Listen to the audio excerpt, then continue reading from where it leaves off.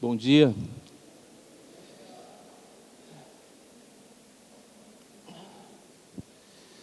Aconteceu de novo, Alex. Eu recebi mais do que dei. Cada tempo com vocês nesses anos tem sido assim para mim. Deus me fala coisas incríveis, mostra realidades na minha vida, e eu sou muito presenteado por estar com vocês. Nesses dias eu fui ministrado pelo Senhor através da vida dos irmãos da banda, da equipe, dos líderes, do Ulisses, do coro, dos acampantes. Em cada interação que a gente teve, eu saio daqui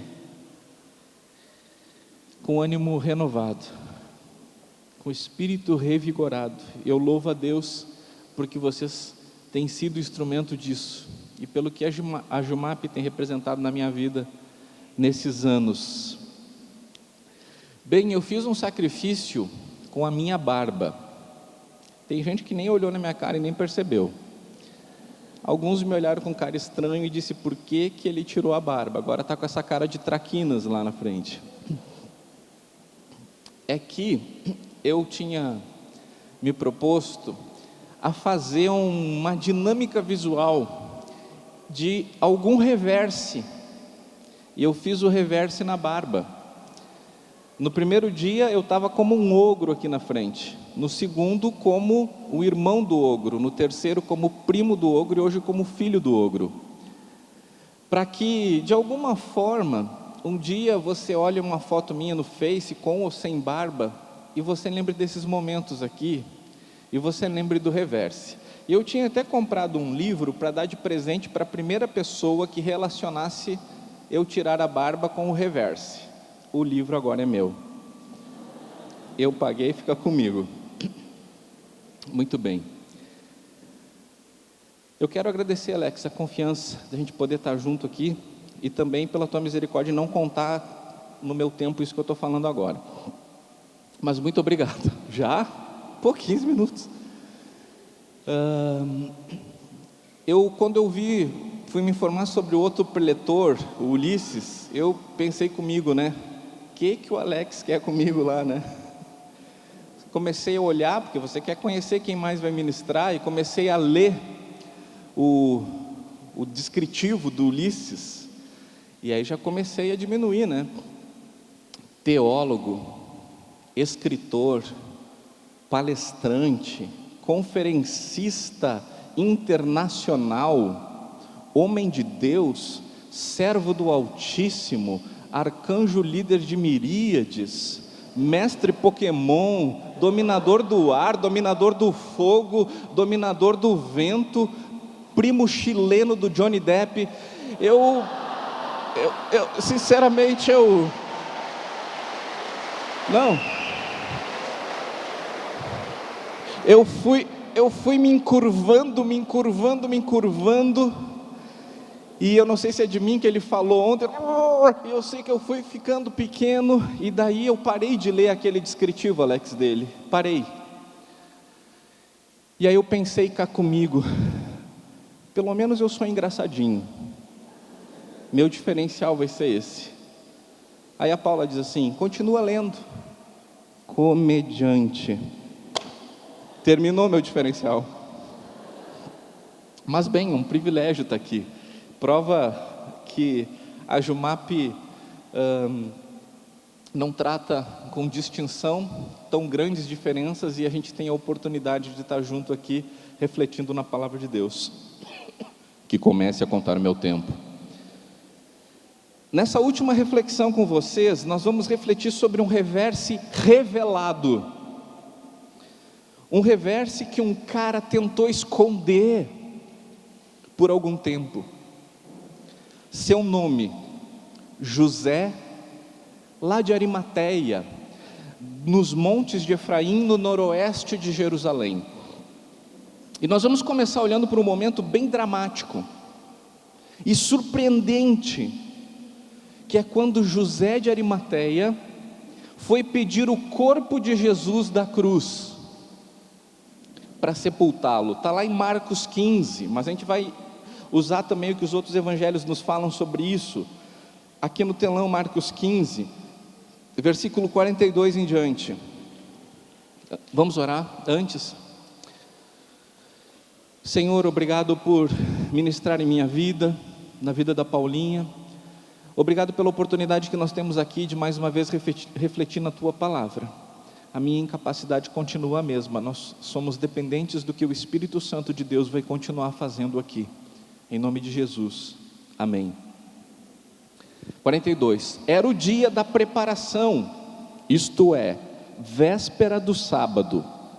Ao cair da tarde, José de Arimateia, membro de destaque do Sinédrio, que também esperava o reino de Deus, dirigiu-se corajosamente a Pilatos e pediu o corpo de Jesus. Pilatos ficou surpreso ao ouvir que ele já tinha morrido. Chamando o centurião, perguntou-lhe se Jesus já tinha morrido. Sendo informado pelo centurião, entregou o corpo a José. Então José comprou um lenço de linho, baixou o corpo da cruz, envolveu-o num lenço e o colocou num sepulcro cavado na rocha. Depois fez rolar uma pedra sobre a entrada do sepulcro. Até aqui. Nós vamos ver nas ações de José de Arimateia que ele tinha muitas coisas em jogo. Lembra do jovem rico? O jovem rico não era nada perto de José de Arimateia. José de Arimateia entendeu em algum momento que as suas riquezas não eram nada, e ele se dispôs a abrir mão disso tudo.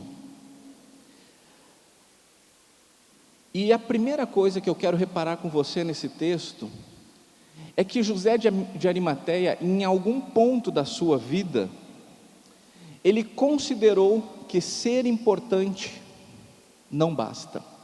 A gente gasta muito da nossa energia buscando ser importante. Como eu falei ontem, eu lidero uma equipe pastoral com 5 pastores e 4 ministros. E a nossa igreja ainda é uma igreja relativamente pequena, mas que tem experimentado um crescimento especial. Nós éramos 40 membros há 7 anos e meio atrás, somos 215 membros hoje, continuamos crescendo com pessoas em processo de discipulado, em pessoas em processo de membresia. E agora, há algumas semanas atrás, houve um casamento na igreja. Eu não preguei no casamento, eu não fiz a oração no momento dos votos, eu nem padrinho fui, porque normalmente eles colocam o pastor com prêmio de consolação, já que ele não vai pregar, deixa ele ser padrinho. Eu fiquei sentado, e eu disse para Paula, Deus está nos dando um privilégio, de aprender a não ser importante. Que presente que Deus tem nos dado, porque nós sonhamos durante muito tempo que a Igreja Batista da Comunhão chegasse a um momento em que eu fosse mais um discípulo, não no meu coração, mas nos olhos da igreja. E então eu tenho aprendido a não ser importante, porque importância para este mundo, nos sistemas de valores desse mundo que às vezes entram na própria igreja, não levam a nada. Eu quero ser nada mais do que um discípulo de Jesus. O texto nos informa que José de Arimateia não somente era membro do Sinédrio. Sabe o que era o Sinédrio? Era o Tribunal Superior para Assuntos Civis e Religiosos de Israel. Imagina que ele era membro do Supremo Tribunal de Israel. Só que o texto nos diz que ele era um dos mais importantes. Ele era um homem de destaque no Sinédrio. Então, dentro dos 71 homens mais importantes de Israel, José de Arimateia era ainda mais. Você tinha essa ideia sobre José de Arimateia? Dentro dos 71 homens mais importantes de Israel, ele era um dos cabeças. O Sinédrio era dirigido pelo sumo sacerdote de Israel. Então você imagina que José de Arimateia e o sumo sacerdote de Israel tinham um relacionamento próximo. Ele estava na nata de Israel. E sabe, em algum momento, José de Arimateia, que o texto diz que esperava o reino de Deus, tentou usar a importância dele no sistema de valores do mundo, da religião. Lucas 23, versículos 50 e 51 nos diz o seguinte: havia um homem chamado José, membro do conselho, homem bom e justo, que não tinha consentido na decisão e no procedimento dos outros. Ele era da cidade de Arimateia. Você imagina a decisão mais importante em séculos do Sinédrio? O que nós vamos fazer com este Jesus? Um por um do Sinédrio dizendo: vamos pedir para Pilatos que ele morra. Favoráveis, e aí vai um por um dos membros do Sinédrio: eu quero que ele morra, eu quero que ele morra, eu quero que ele morra, eu quero que ele morra. E quando chega em José de Arimateia: eu não concordo com você. Imagina que José de Arimateia é um dos membros mais importantes daquele grupo. Então certamente passou pela cabeça dele, e aqui nós estamos nos reportando a uma imagem lá daquele primeiro século, de que quem sabe os outros respeitariam a posição dele agora, nesse momento em que ele pede vistas do processo. Só que sabe o que acontece? A posição de importância dele no momento mais importante do mundo não basta. Passam por cima dele. Tudo aquilo que ele é, tudo aquilo que ele representa, tudo aquilo que ele considera como identidade na nação, não vale para nada. O voto dele foi vencido. Glória a Deus por isso, porque se Jesus não tivesse sido condenado à cruz, as profecias não teriam se cumprido e nós não seríamos salvos. Então glória a Deus que ele perdeu a votação no Sinédrio. Mas a questão é que enquanto ele não tinha discernimento total das coisas, ele tentou, sendo um homem bom, sendo um homem justo, esperando o reino de Deus, usar a sua posição lá fora para influenciar. É como muitas vezes a gente entra nos paralogismos, que são mentiras com cara de verdade, de que se eu for um grande isso, um grande aquilo lá no mundo, eu posso influenciar o mundo. Mentira, o mundo está seguindo o seu curso. O nosso papel é resgatar as pessoas do curso do mundo. Sério mesmo? Ah tá, é que o Alex estava com a placa assim, 15 minutos, eu me assustei. Sabe quando a gente pensa que o mundo pode muitas coisas? Me chamou a atenção uma decisão da Câmara de Vereadores de Santa Bárbara do Oeste. Alguém mora perto de Santa Bárbara do Oeste? Levante a mão. Não? Eu quero dizer que quando o Apocalipse começar a acontecer daquele jeito que diz lá, e aqui eu estou falando entre aspas, porque existem muitas visões a respeito da literalidade de grande parte de Apocalipse, que é um livro alegórico, mas nós sabemos que existem algumas profecias. O próprio livro de Apocalipse diz, né, que João recebe a revelação, escreve as coisas que estão acontecendo e as que estão para acontecer. Alguns pensam que o número da besta já aconteceu, porque 666, utilizando numerologia, utilizando algumas questões, fecha exatamente com o nome de dois imperadores gregos, romanos, que perseguiram a igreja. Outros pensam que isso é lá no futuro, e outros associam o número da besta como chip. Então você não pode ter o chip no seu braço direito e nem na sua testa, só pode no celular, o que é bem estranho. Daí, uma cidade lá de Santa Bárbara do Sul, que tem muitos vereadores evangélicos, aprovou uma lei. Esta lei proíbe os moradores de Santa Bárbara do Oeste de receberem o chip com o número da besta. Aí o Ministério Público foi apurar para ver se isso é constitucional ou não, porque na fundamentação da lei, os vereadores estão dizendo que estão protegendo a cidade da besta que vem. E aí eu imagino o anticristo chegando, o falso profeta chegando, a besta emergindo, e vão passando pelas cidades e carimbando o número da besta nas pessoas, e daí quando eles vão chegar em Santa Bárbara do Oeste, vem o promotor e diz: aqui não, nós votamos que a besta não pode carimbar os moradores de Santa Bárbara do Oeste. Infelizmente não é piada. Então Jesus disse, né, quando esses dias terríveis chegar, quem estiver no telhado não desça, quem estiver na montanha não tenha, mas assim, quem puder foge para Santa Bárbara do Oeste. É a melhor coisa que você pode fazer. Não precisa ser crente, não precisa ser discípulo de Jesus, basta estar em Santa Bárbara do Oeste. Sabe, a gente tem uma expectativa de que se o governo fizer alguma coisa, se então o mundo for santo, as coisas vão melhorar. O mundo nunca vai ser santo, porque o mundo jaz no maligno. Então nós temos que entender que o verdadeiro poder de ação de Jesus no mundo é a partir da igreja.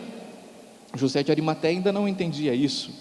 José de Arimateia, naquela posição de destaque no Sinédrio, pensava que podia fazer alguma coisa e votou contra a morte de Jesus. Só que chega um momento que ele abandona essa posição, porque depois do que José de Arimateia vai fazer, não tem mais lugar para ele no Sinédrio, não tem mais lugar para ele no clube do mundo, porque ele vai abraçar o corpo de Jesus. No Sinédrio, a ação de José de Arimateia não teve relevância nenhuma para o mundo, e muito menos para o reino de Deus. Mas deixar a posição de destaque no mundo alinhou a vida dele a uma profecia de mais de 700 anos. Lá no profeta Isaías, capítulo 53, 9, diz o seguinte, falando sobre Jesus: foi-lhe dado um túmulo com os ricos em sua morte.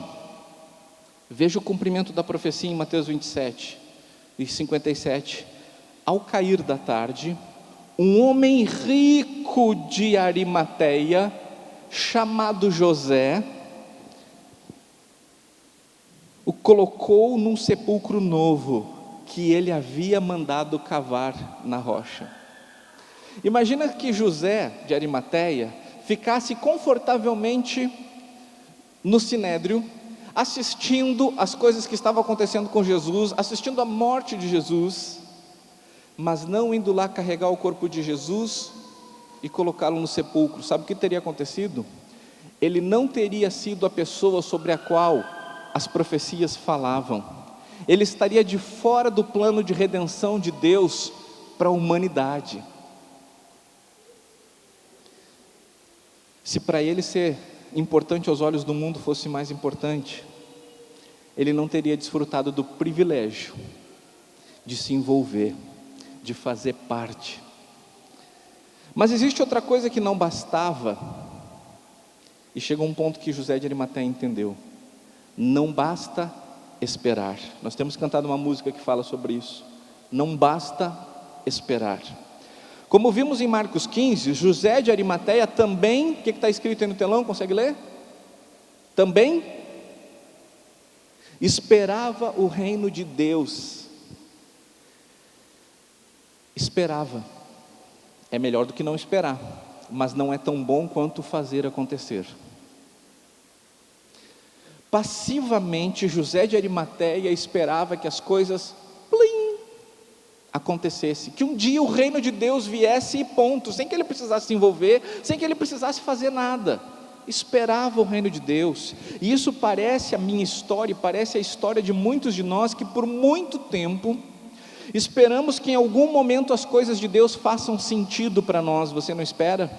Um dia o Senhor vai aparecer na minha frente com vestes brancas, resplandecente, vai tocar em mim e o meu corpo vai receber uma santidade, dali para frente tudo vai mudar. Um dia vai acontecer, um dia Jesus vai chegar na minha vida, um dia o Espírito do Senhor vai falar comigo, um dia eu vou ter uma experiência maravilhosa. E a gente espera e espera.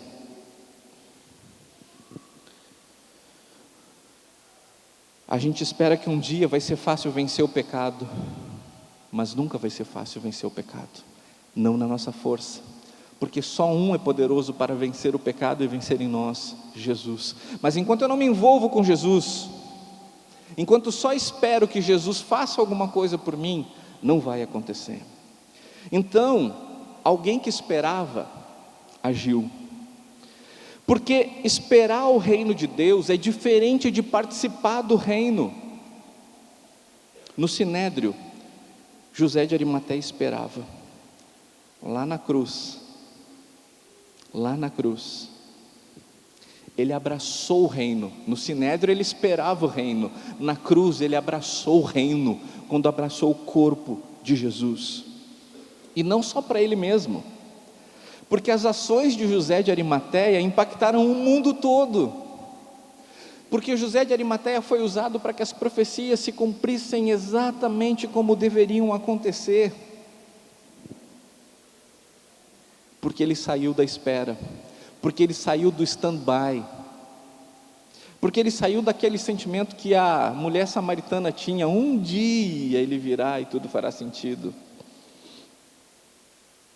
É um envolvimento ativo nas coisas do reino de Deus que muda o reino do mundo. Quando você se envolve ativamente, eu não estou dizendo para você que você tem que ser pastor, que você tem que trabalhar de tempo integral na igreja, que você tem que fazer o wake up, que você tem que fazer o seminário. Se Deus está direcionando sua vida para isso, vá em frente, glória a Deus. Mas onde eu estou, onde você está, onde nós estamos, nós precisamos nos envolver ativamente no reino de Deus. Mas existe alguma outra coisa que José de Arimateia entendeu que não bastava. João 19 vai nos mostrar um momento anterior a José, anterior na vida de José, que era o de esperar, e nós vamos ver como ele esperava. Chega um ponto que ele entende que o anonimato não basta. Versículo 38 de João 19: depois disso, José de Arimateia pediu a Pilatos o corpo de Jesus. José era discípulo de Jesus, mas o era secretamente, porque tinha medo dos judeus. Lembra o que Marcos escreveu lá no capítulo 15, nós lemos? Ele escreveu que José dirigiu-se corajosamente a Pilatos e pediu o corpo de Jesus.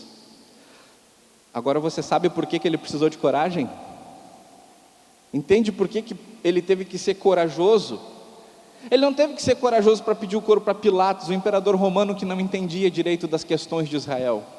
Ele teve que ser corajoso, porque ele temia o seu próprio povo, ele temia os seus colegas de sinédrio, e lá naquele sinédrio ele estava sendo corroído por dentro, porque ele via para onde aquelas coisas estavam conduzindo a nação, estavam conduzindo as pessoas.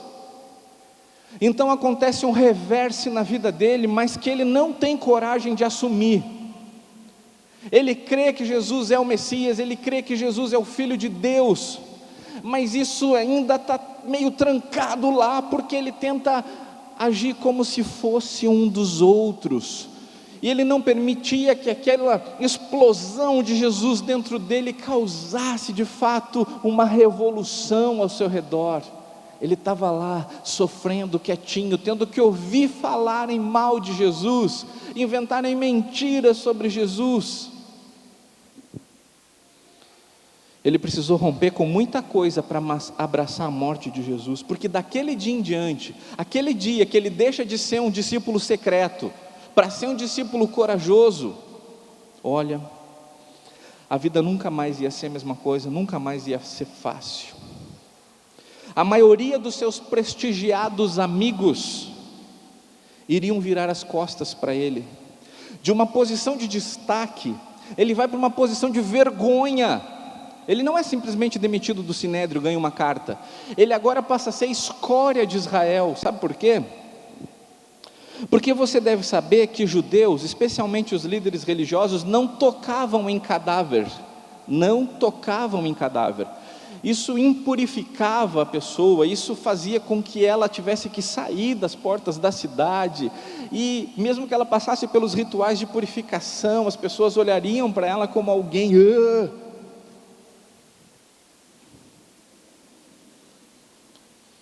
Perseguição era o que vinha para José de Arimateia, desprezo, dor, algo semelhante que nós vimos ontem aqui, acontecendo nos países representados. Aquilo foi muito impactante na minha vida, espero que na sua também. Mas quando ele decide sair do anonimato, algumas coisas começam a acontecer. Ele passa a exercer um novo tipo de influência. quando ele vai para uma posição de fraqueza, quando ele abandona a posição de importância do mundo, quando ele se identifica, eu sou um discípulo de Jesus, como aquela menina Sípora, lá naquele país, Tadiquistão, eu sou um discípulo de Jesus, quando ele abre mão de se esconder, quando ele bate no peito e diz eu quero o corpo de Jesus, quando ele vai até a cruz, quando ele envolve o corpo de Jesus e desce o corpo de Jesus na cruz, quando ele enrola o corpo de Jesus, quando ele carrega o corpo de Jesus, ele passa a exercer uma influência diferente, muito mais poderosa, decorrente do Evangelho, do compromisso com Jesus. Veja que sendo o responsável por pedir o corpo de Jesus, ele não vai sozinho. Sabe quem que vai com José de Arimateia pedir o corpo de Jesus? Olha o que diz João 19:39. Ele estava acompanhado de Nicodemos, aquele que antes tinha vindo visitar Jesus à noite, mais um membro do Sinédrio, discípulo secreto de Jesus. As primeiras aproximações de Nicodemos com Jesus era de noite, era no escuro, na calada da noite, no secreto. Ninguém podia saber que Nicodemos era um discípulo de Jesus. Tanto é que quando começam a falar de Jesus no Sinédrio, Nicodemos diz, não, mas não tem provas, não é bem assim. E os colegas de Nicodemos no Sinédrio dizem, tu é um deles? Por que tu está defendendo? Nicodemos murcha de novo, fica quietinho lá no Sinédrio. Mas quando Nicodemos vê José de Arimateia se levantando, eu vou lá em Pilatos, eu vou lá pedir o corpo de Jesus, eu vou levar o corpo de Jesus para o sepulcro que eu mandei cavar para mim. Aí Nicodemos, Nicodemos, para mim também chega, José, eu vou contigo. Conta a tradição da igreja que Nicodemos foi torturado, foi espancado, foi despojado de todos os bens e de todos os bens de sua família e foi expulso do convívio com a nação religiosa de Israel. Porque agora eles não veem mais o Nicodemos, o José de Arimateia, eles veem os caras que foram lá vergonhosamente pedir o corpo de Jesus para Pilatos, sendo que eles pediram que Pilatos matasse Jesus, e agora eles andam aí desfilando com o corpo de Jesus, com suas roupas que antes eram alinhadas no Sinédrio, que precisavam estar impecadas, agora são roupas amassadas e manchadas de sangue. Nós não sabemos quantos outros colegas de José de Arimateia no Sinédrio, como Nicodemos, saíram do anonimato quando se despertaram para a realidade do Evangelho. Mas eu sei que para eles, ver alguém que eles consideravam abraçando publicamente, corajosamente o Evangelho de Jesus, a vida de Jesus, o corpo de Jesus, a morte de Jesus, certamente mudou as coisas. É o que acontece quando você também sai do anonimato.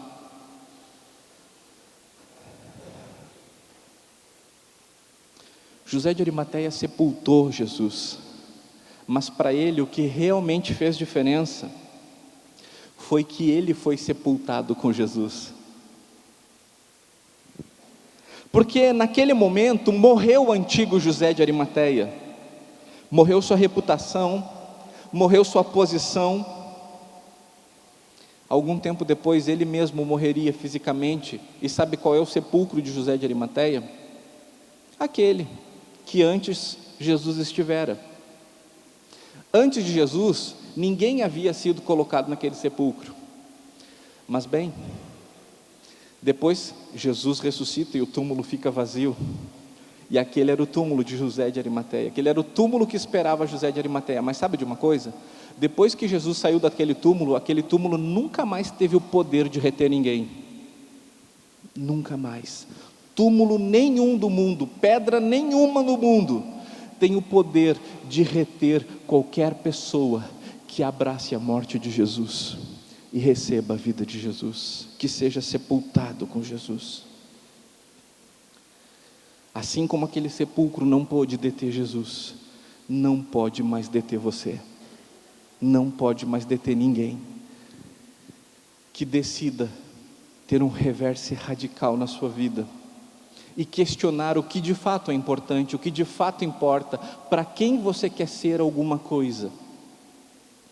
Romanos 6, versículo 4 diz: portanto, fomos sepultados com Ele na morte por meio do batismo, a fim de que, assim como Cristo foi ressuscitado dos mortos, mediante a glória do Pai, também nós vivamos uma nova vida. José de Arimateia considerava que fazer parte da elite religiosa civil de Israel era o melhor que ele podia fazer pela nação, mas chegou um momento que ele entendeu que aquilo não era suficiente, que havia algo melhor e verdadeiro. Até aquele momento, José de Arimateia considerava grande autoridade Pilatos, grande autoridade o imperador romano, mas tudo mudou à medida que um reverso foi acontecendo e José de Arimateia reconheceu que existe um rei melhor e verdadeiro. Quero que você assista um vídeo falando sobre isso. Se não consegue ver lá no fundo, escute, enquanto a banda pode se posicionar, por favor.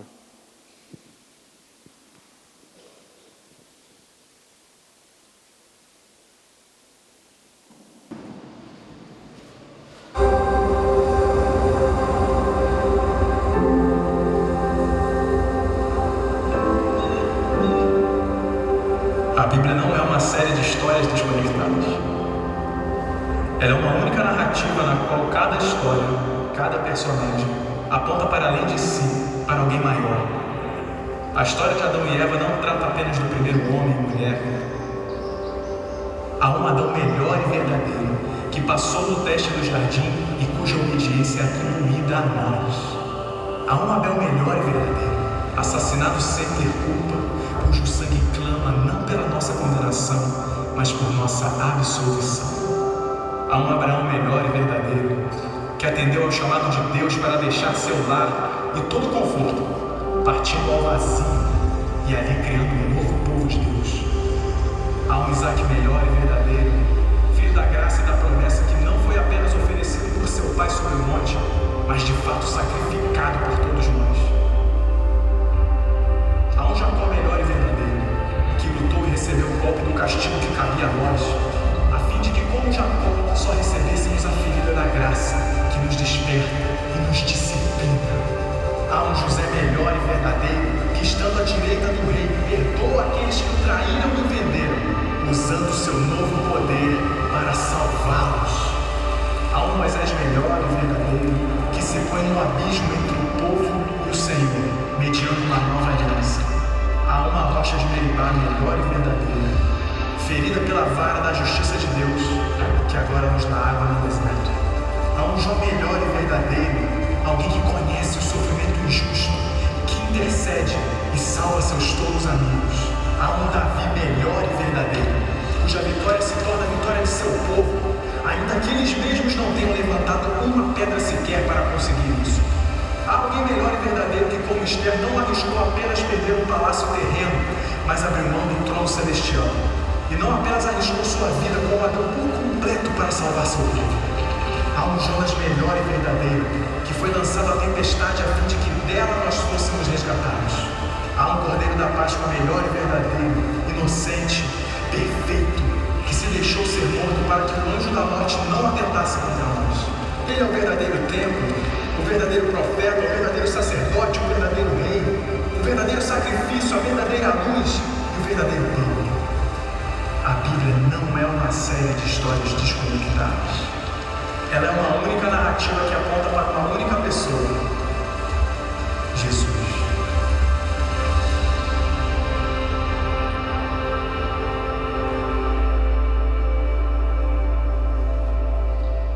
Há algo melhor e verdadeiro para você. Seu nome é Jesus. José de Arimateia votou não deu em nada. Ele teve que assistir Jesus ser castigado. Ele assistiu Jesus ser açoitado, Jesus sofrer, Jesus gritar de dor, urrar de dor. Ele ouviu todo aquele julgamento injusto. Não tinha como você não saber, não perceber, não se envolver com o que estava acontecendo em Jerusalém. Aquela multidão gritando: mata, crucifica. Não tinha como não ver aquela procissão ao redor de Jesus caindo no caminho, a ponto de alguém ter que levar a cruz, já simbolizando que eu e você também temos a nossa cruz para levar. José de Arimateia, que era um membro secreto dos discípulos, não era membro, era isoladamente discípulo de Jesus. Eu não sei em que momento as coisas foram acontecendo, mas eu sei que em algum momento ele viu Jesus naquela cruz morrendo e viu Jesus naquela cruz morto. E eu não sei se por amar Jesus ele chegou perto e olhou Cristo morto, ou se ele tentou ficar longe. Mas acontece que um chamado que vinha daquela cruz,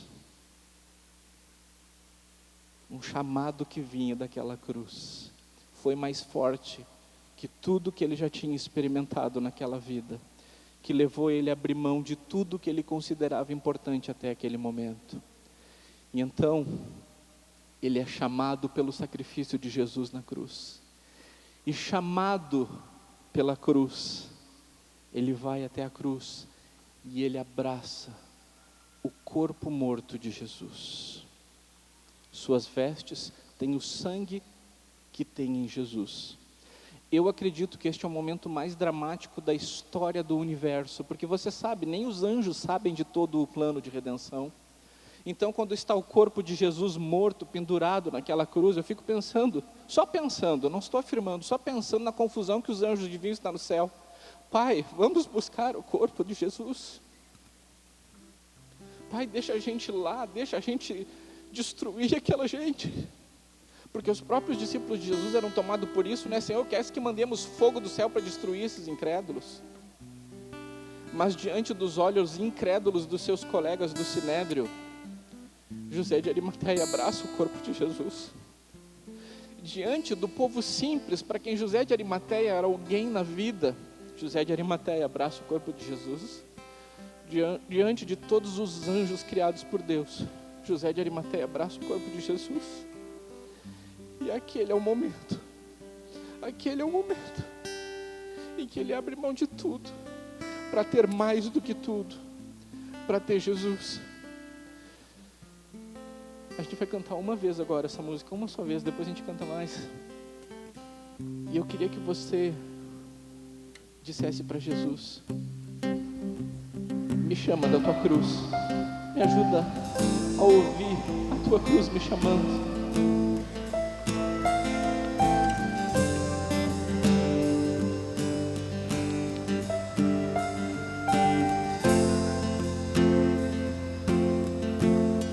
Eu olho para a cruz,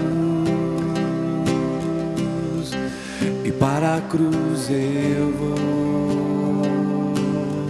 do seu sofrer participar, da sua obra vou cantar. Meu Salvador, na cruz mostrou o amor do Pai, o justo Deus.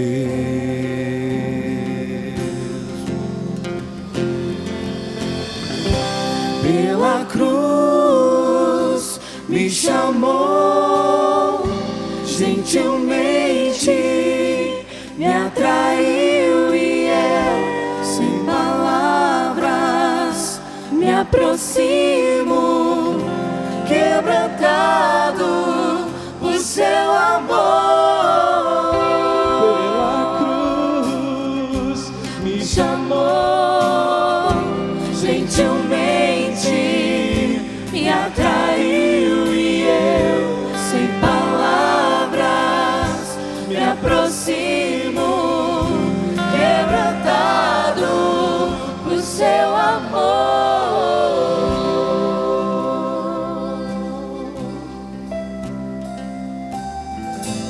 Não veio um chamado único e específico daquela cruz. Aquela cruz continua chamando, porque aquele chamado é forte e permanente.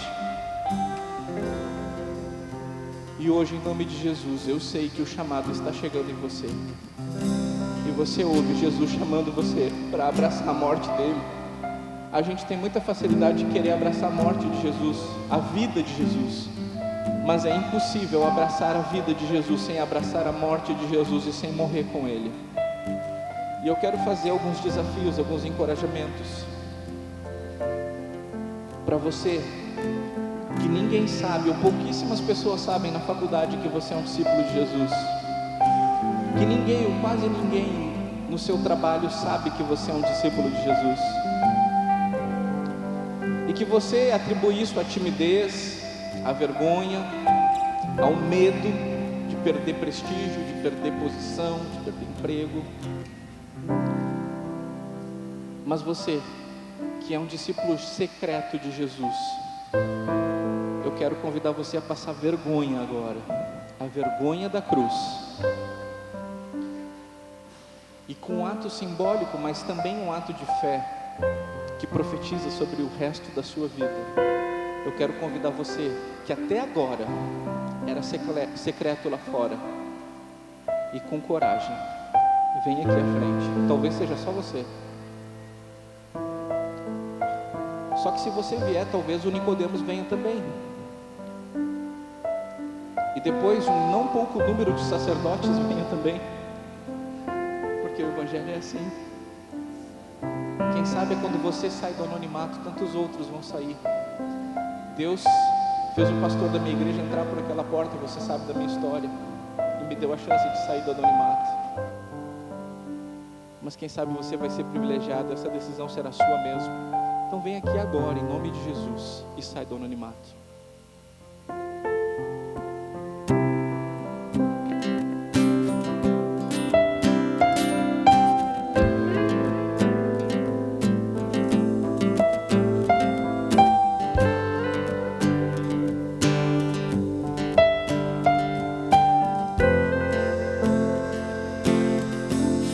Imerecida vida,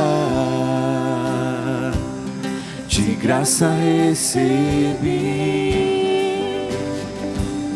por sua cruz, a morte me livrou, trouxe minha vida, eu estava condenado,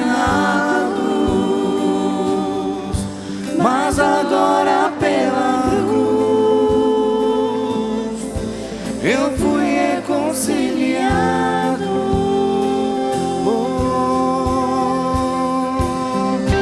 Pela cruz me chamou, gentilmente me atraiu e eu, sem palavras, me aproximo. Pela cruz, pela cruz me chamou, gentilmente me atraiu e eu, sem palavras, me aproximo, quebrantado por seu amor.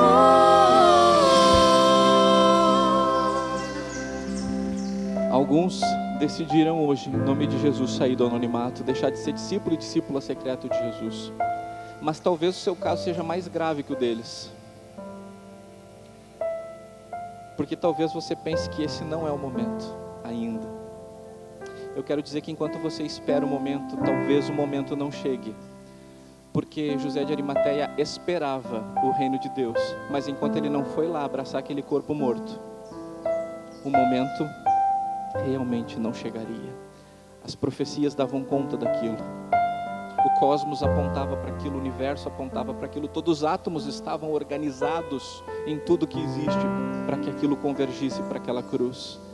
E quando José de Arimateia abraça aquela cruz, porque decide abraçar, é que as coisas se concretizam na vida dele. Então, seu caso talvez seja uma espera. E eu quero convidar você que estava esperando e agora mesmo está pensando que quem sabe no próximo congresso, quem sabe no próximo evento, quem sabe no próximo culto, você que estava esperando, pare de esperar. E eu sei que não é fácil, porque envolve se expor agora, talvez para as pessoas que estão ao seu redor. Mas abrace Jesus, abrace Jesus, abrace Jesus. Eu não preciso de números, eu tenho um ministério que tem acontecido em outra cidade. Eu sei que a minha glória não é nada, não é por mim que eu convido você, mas é porque o mundo precisa que você abrace Jesus, para que o reino de Deus venha até nós.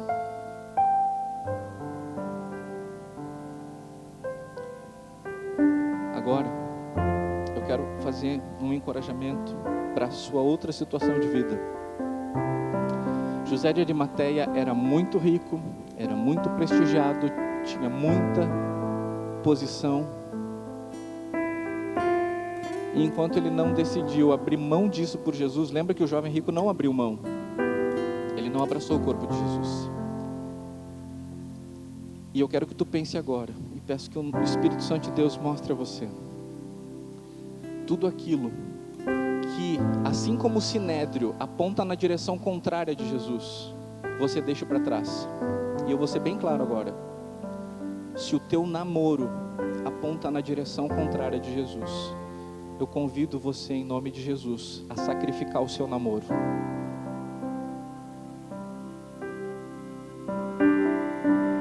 Como que eu vou explicar para ela, pastor? Como você explicar para ele?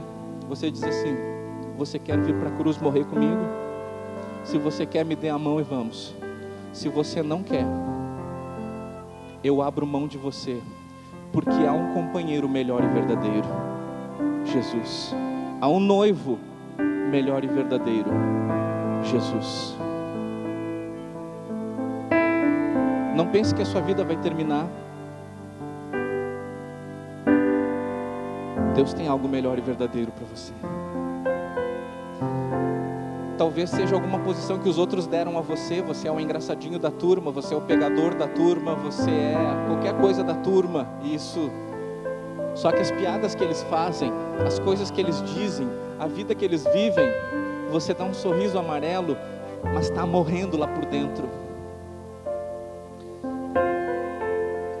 E se o Espírito Santo está convidando você a sacrificar algo agora, por algo melhor e verdadeiro, por Jesus, eu quero que você venha aqui, se ajoelhe diante da cruz.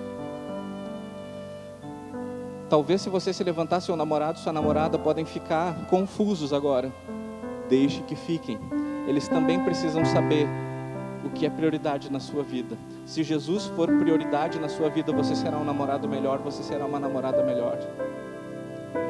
Talvez seus amigos vão ficar confusos de por que você está vindo aqui na frente, mas depois você explica do que você está abrindo mão por algo melhor e verdadeiro, Jesus. Se tem seminaristas aqui, eu quero convidar vocês a abrir mão do sonho de igreja que vocês têm, porque isso vai matar a igreja. Eu sei porque quando eu finalmente me tornei pastor de uma igreja, eu quis que a igreja cumprisse os meus projetos. Afinal de contas, eu sou um homem de Deus.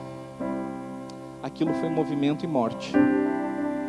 Eu quero convidar você que pretende ser pastor, missionário, missionária, você que está no seminário ou vai entrar, e tem a ideia de que quando você assumir, você vai ser melhor que aquele pastor antiquado, você vai ser melhor que aquela missionária que não sabe falar direito, que não sabe se vestir direito, que você realmente vai revolucionar a sua geração, que as coisas serão diferentes. Eu quero convidar você que parece mais espiritual aos olhos dos outros, a vir aqui à frente e dizer: Senhor, não o meu ministério, mas o teu ministério, não a minha igreja, mas a tua igreja. Se você é um vocacionado e hoje quer sacrificar a sua visão de ministério, eu convido você a vir aqui à frente agora com coragem, com coragem, com coragem.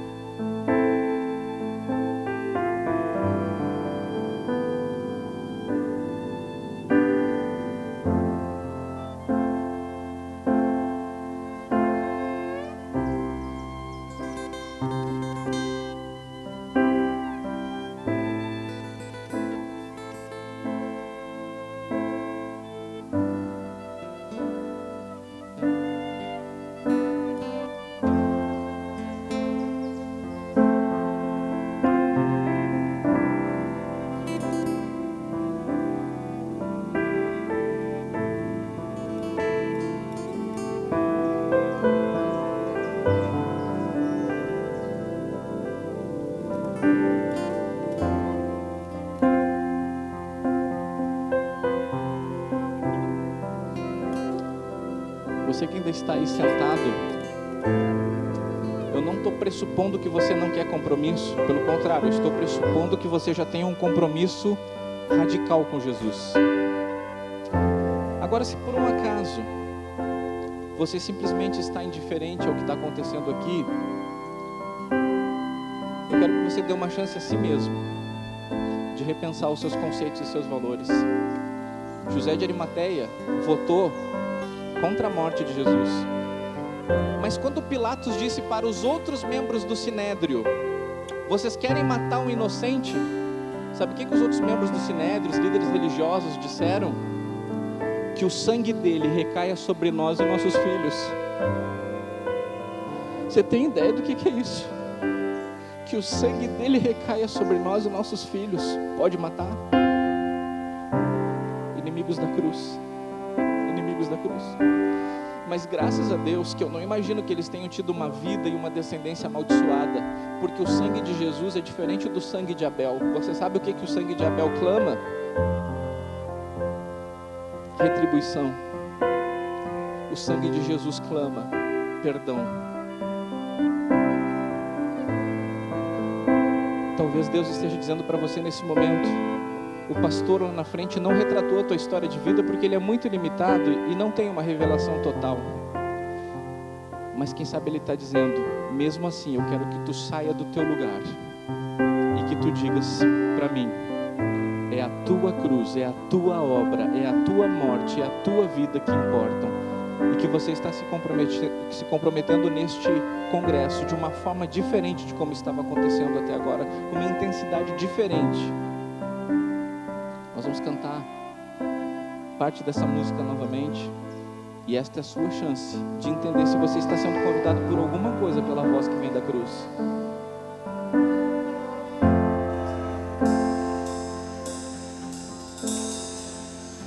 Pela cruz me chamou, gentilmente me atraiu, e eu, sem palavras, me aproximo, quebrantado por seu amor.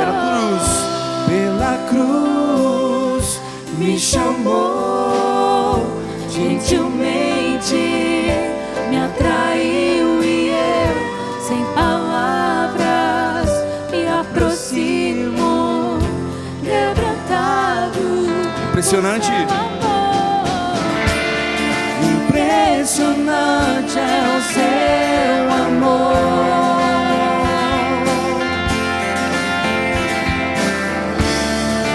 Me redimiu e me mostrou o quanto é fiel. Impressionante é o seu amor.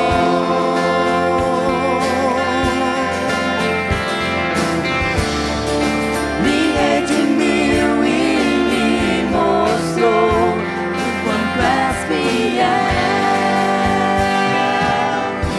Pela cruz me chamou, gentilmente me atraiu, e eu, sem palavras, me aproximo, quebrantado por seu amor. Pela cruz me chamou, gentilmente me atraiu, e eu, sem palavras, me aproximo, quebrantado por seu amor. Amados, eu quero que vocês se coloquem de pé, com um novo compromisso, com tudo isso que o pastor colocou, do coração de Deus para as nossas vidas, para que nós possamos cantar mais uma vez juntos, só esse refrão.